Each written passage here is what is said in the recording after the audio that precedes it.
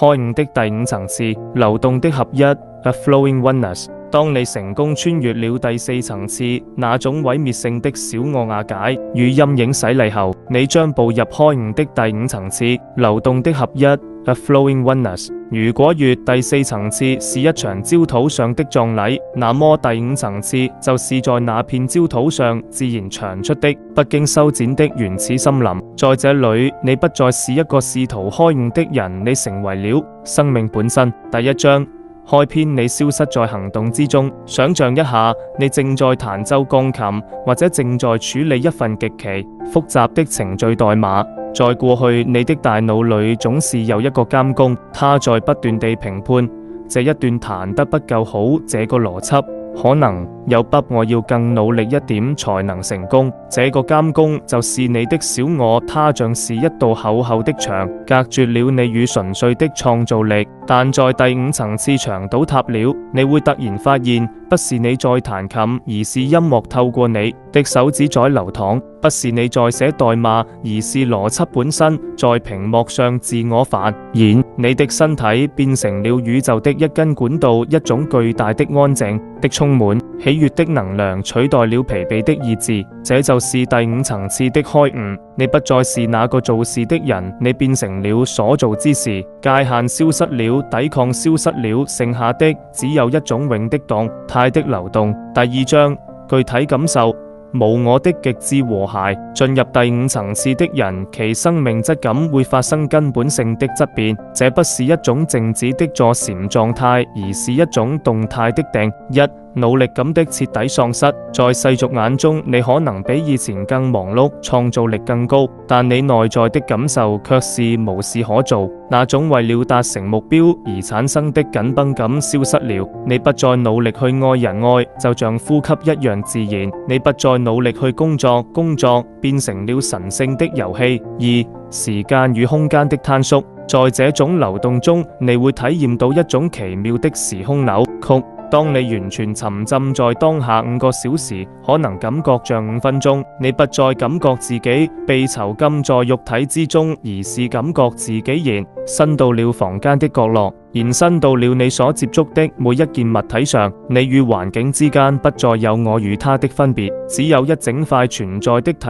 驗。三、直覺的全面接管。你的邏輯思維依然醞釀，但它不再是決策的主導者。一種比大腦更高級的類似宇宙導航的直覺開始指引你。你會在正確的時間出現在正確的地點，說出正確的話，而你事先甚至沒有經過任何規劃。第三章內在運作，從有為法到無為而治。在第五層次個體的意志 will 不再與宇宙的意志 divine will 產生摩擦。一、衝突的消融。在人際關係中，你會發現爭吵變得毫無意義。當有人攻擊你時，你不再像以前那樣立刻架起防禦的盾牌，相反，你像是一團虛空，對方的攻擊穿透了你，卻找不到任何可以助力、可以傷害的實體。這種不對抗並非懦弱，而是一種最高等級的掌控。你掌控了整個場域的能量流向。二、同步性的頻發。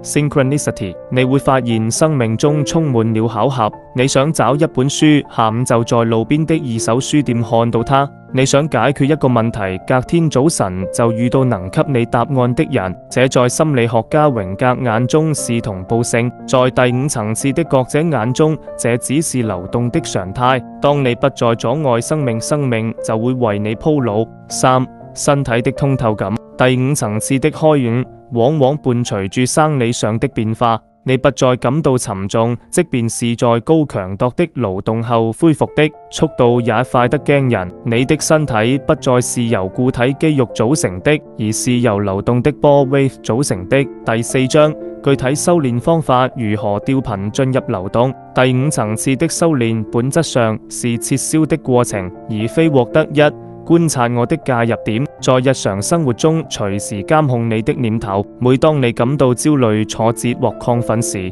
問自己：那個正在試圖控制結果的我在哪裏？方法：練習看住念頭升起而不跟隨，這像是在火車站台上看火車進站。你知道火車會走，而你不必跳上去。核心：透過剝離主觀的意志，給宇宙的流動騰出空間。二、徹底的肉體臣服。身體是意識的容器，如果身體僵硬，意識也無法流動。方法：練習不具名無目的的自由舞動，關掉燈，放一段音樂，或是在寂靜中，讓身體隨意扭動，不要考慮美醜，不要考慮舞步。核心：釋放儲存在細胞裏的微小控制欲，訓練神經系統接受失控的美感。三、語言的空虛化練習。方法：嘗試在一段對話中不預設任何立場，不準備下一句要說什麼，只是聽，然後讓回應從腹部自然升起。核心：瓦解大腦中的邏輯預設，進入現場感的直覺反應。第5章：心理陷阱最隱蔽的靈性貪婪。這一層次的風景極其優美，也因此隱藏住修行路上最難察覺的陷阱，稍微不慎就會退回自我的牢籠。一、效能的誘惑。因為你在流動中表現得極其卓越，效率驚人，你的小我可能會悄悄回來，他會對你耳語：看啊，你多厲害，你現在是一個開悟的成功者了。危險：一旦你開始為了利用流動來獲取利益者，分流動就會瞬間凝固，因為你又回到了有求的狀態。二、情感的乾枯與虛無。在合一的狀態下，有些修行者會產生一種錯覺，覺得個人的情感、悲哀、眷戀、思念都是低階的，他們會變得像石頭一樣冰冷。對策：真正的第5層次不是消滅情感，而是讓情感流過。你依然會為電影流淚，依然會為美食歡呼，但你不再執着於讓這些感覺停留。三、無謂的誤解。有些人會以此為藉口陷入懶散或消極，他們會既然一切隨緣流動，那我就什麼都不做好了。警示：無謂是無私之為，它是宇宙能量透過你進行的高效創造。如果你只是躺住發呆而沒有創造力，那不是開悟，那是精神上的怠惰。第6章：深度擴展生活，即是神聖的遊戲。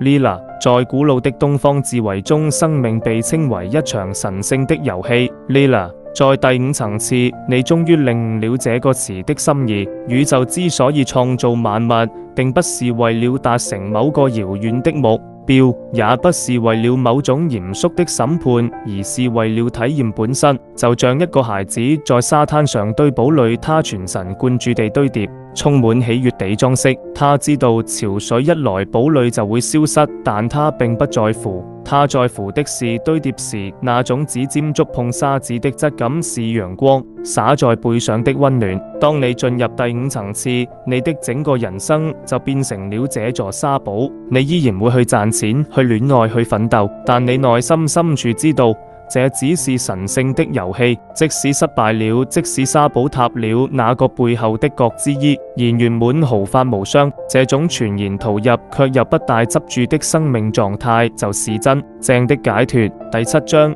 從合一邁向虛空，通往第6層的預兆。第5層次是極其豐盛的，你感覺自己與樹木合一，與星辰合一，與所有的生命能量共振。但隨住修行的深化，一個終極的問題會自然浮現：那個承載住所有流動、承載住所有合一的背景又是什麼？你會開始覺察到，所有的流動都發生在一個巨大的永的寂靜之中。這就像是電影銀幕，無論電影多麼精彩，畫面如何流動，銀幕本身始終保持空無。當你開始對那個背景感興趣，當你不再滿足於在流動中，而是想要成為那個虛空時，第6層次空性的撇現的洗禮就要開始了。但在那之前，請徹底沉浸在第5層次的甘露中，像水一樣活住，不爭奪高處，不恐懼低谷，只是順流而下，回到那無邊無際的大海。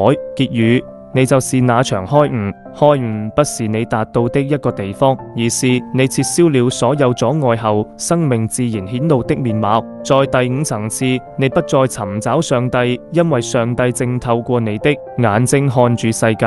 你不再尋找平安，因為你就是平安本身。放下你手中那根試圖撐住世界、撐住自我的木棍，讓自己墜落進那無底的慈悲流動中。你會發現，你從來沒有離開過家。